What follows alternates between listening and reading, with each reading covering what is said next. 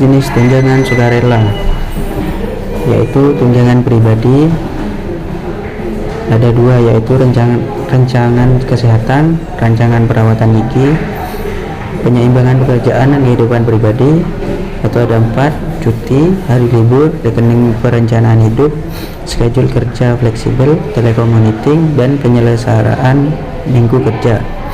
Jenis-jenis tunjangan sukarela: 1. Akumulasi modal, pembelian saham dan pensiun, itu ada 1.401k plan. Yang kedua, rancangan pembelian saham. Yang ketiga, rancangan pensiun. Yang kedua, perlindungan penghasilan dan aset, yakni rancangan santunan sakit dan kecelakaan income, rancangan ketidakmampuan jangka panjang, asuransi jiwa kelompok, asuransi kecelakaan perjalanan, asuransi perawatan jangka panjang. Jenis-jenis tunjangan sukarela: pengembangan keterampilan, pengganti biaya pendidikan, cuti menjalani pendidikan. Yang kedua, program-program karyawan tambahan: 1. Pusat-pusat kebugaran, 2. Kursus-kursus pendidikan. Yang ketiga, program-program penghargaan. Yang keempat, pusat-pusat perencanaan karir. Yang kelima, keanggotaan klub.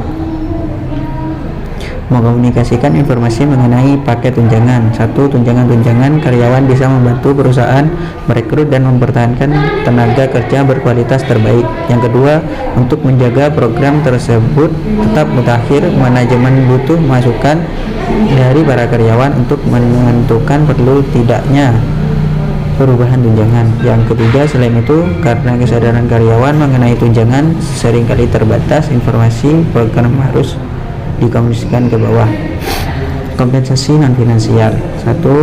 Kompensasi non finansial meliputi kepuasan yang diterima seseorang dari pekerjaan itu sendiri atau dari lingkungan psikologis atau fisik di mana orang tersebut bekerja. Yang kedua, komponen-komponen kompensasi non finansial meliputi 1. Jabatan itu sendiri. Yang kedua, lingkungan kerja. Kompensasi non finansial diupayakan untuk mewujudkan keseimbangan antara pekerjaan dan kehidupan yang menghasilkan kehidupan yang lebih menyenangkan bagi para karyawan. Kompensasi non finansial dalam program kompensasi total itu ada lingkungan eksternal, lingkungan internal. Tunjangan dan imbalan non finansial. Pengertian tunjangan merupakan kompensasi finansial tidak langsung, meliputi seluruh imbalan finansial yang tidak termasuk dalam kompensasi finansial. Tunjangan wajib. Perusahaan memberikan sebagian besar tunjangan secara sukarela, namun hukum mewajibkan tunjangan-tunjangan lainnya. Tunjangan tersebut meliputi jaminan sosial, ganti rugi karyawan, asuransi pengangguran, cuti keluarga, pengobatan. Dan juga ada jenis tunjangan sukarela, tunjangan pribadi, dan penyeimbangan pekerjaan dan kehidupan pribadi seperti cuti, liburan, rekening perencanaan hidup, schedule kerja fleksibel, telecommuting, dan penyelesaian minggu kerja. Baik, saya akan menjelaskan tentang jabatan itu sendiri sebagai faktor kompensasi non finansial. Teori karakteristik jabatan dikembangkan oleh G. Richard Hickman dan Greg Oldham. Menurut teori ini, para karyawan mengalami kompensasi intrinsik jika dalam jabatan mereka secara signifikan terdapat 5 dimensi jabatan inti, yaitu: yang pertama, variasi keterampilan. Kedua, identitas tugas, signifikan tugas, otonomi, dan umpan balik. Jabatan itu sendiri sebagai faktor kompensasi non finansial. Pertanyaan-pertanyaan berikut ini bisa memberikan banyak petunjuk mengenai nilai jabatan itu sendiri, yaitu apakah jabatan berarti menantang dan menantang, adakah pengakuan atas prestasi, apakah saya mendapatkan rasa berprestasi diri menjalani jabatan, apakah ada kemungkinan peningkatan tanggung jawab. Jabatan itu sendiri sebagai faktor kompensasi non finansial. Dimensi-dimensi jabatan. Yang pertama, variasi keterampilan atau skill Tingkatkan sejauh mana jabatan membutuhkan sejumlah aktivitas yang berbeda agar sukses. Yang kedua, identitas tugas. Tingkat sejauh mana jabatan mencakup unit pekerjaan yang jelas dari awal hingga akhir. Yang ketiga, signifikan tugas. Dampak yang ditimbulkan jabatan terhadap orang-orang lain sehingga karyawan bisa merasakan makna prestasi yang sesungguhnya. Jabatan itu sendiri sebagai faktor kompensasi non-finansial.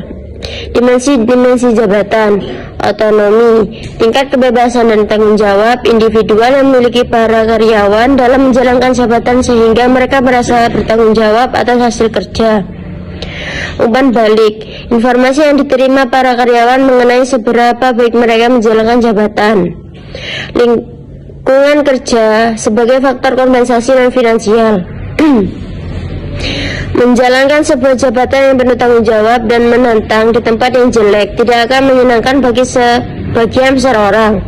Para karyawan bisa memperoleh kepuasan dari pekerjaan mereka melalui beberapa faktor non-finansial berikut ini. Yang pertama, kebijakan yang baik. Kedua, manajer yang berkemampuan, karyawan yang kompeten, rekan kerja yang bersahabat, simbol status yang pantas, dan kondisi kerja. Assalamualaikum warahmatullahi wabarakatuh. Perkenalkan, nama saya Muhammad Ilzamul Haq, NIM 1020.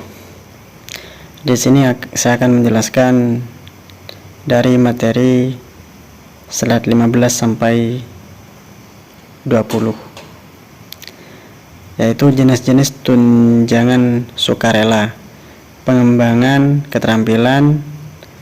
Yang pertama, penggantian biaya pendidikan. Yang kedua, cuti menjalani pendidikan. Terus program-program karyawan tambahan, yaitu yang pertama, pusat-pusat kebugaran, kursus-kursus pendidikan, program-program penghargaan, pusat-pusat perencanaan karir keanggotaan klub. Terus jenis-jenis tunjangan sukarela. Akumulasi modal, pembelian saham dan pensiun. Yang pertama 401k plan. Terus yang kedua, rancangan pembelian saham. Yang ketiga, rancangan pensiun. Perlindungan penghasilan dan aset. Yang pertama, rancangan santunan sakit dan kecelakaan income. Yang kedua, rancangan ketidakmampuan jangka panjang. Yang ketiga, asuransi jiwa kelompok. Yang keempat, asuransi kecelakaan perjalanan. Yang kelima, asuransi perawatan jangka panjang. Terus jenis-jenis tunjangan sukarela. Tunjangan pribadi. Yang pertama, rancangan kesehatan. Yang kedua, rancangan perawatan gigi. Terus penyeimbangan pekerjaan dan kehidupan pribadi. Yang pertama, cuti. Yang kedua, hari libur. Yang ketiga, rekening perencanaan hidup. Yang keempat, schedule kerja fleksibel, telekommuting, dan penyelarasan minggu kerja. Tunjangan wajib dipersyaratkan secara legal, yaitu perusahaan-perusahaan memberikan sebagian besar tunjangan secara sukarela, namun hukum mewajibkan tunjangan-tunjangan lainnya. Tunjangan-tunjangan tersebut meliputi contoh di AS. Yang pertama, jaminan nasional. Yang kedua, ganti rugi karyawan. Yang ketiga, asuransi pengangguran. Yang keempat, cuti keluarga. Yang kelima, pengobatan.